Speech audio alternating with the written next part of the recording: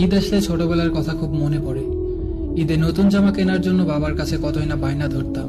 নতুন জামা কেনার পর সেটা যত্ন সহকারে তুলে রাখতাম, কাউকে দেখাতাম না, পুরনো হয়ে যাবে বলে। পাড়ার বড় আপু বা ভাবিদের কাছে যে বসে থাকতাম মেহেদি দেওয়ার জন্য।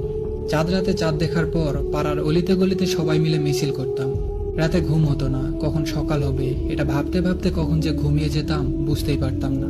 ঈদের দিন সকাল 6টায় মা ডেকে দিত, ঘুম চোখে গোসল করতাম, নতুন জামা পরে নামাজ শেষ করে সব বন্ধুরা মিলে এক জায়গায় হতাম।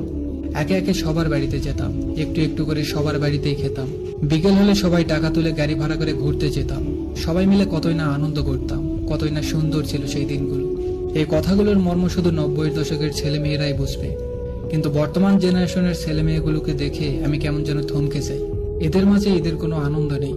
সারা মাসে 100টা উৎসব পালন করা কিছু মুসলমান বলে এবারের ঈদটা ঘুমিয়েই কাটাবো, অথচ মুসলমানদের সবচেয়ে বেশি খুশি হওয়ার কথা ছিল এই ঈদের দিনে।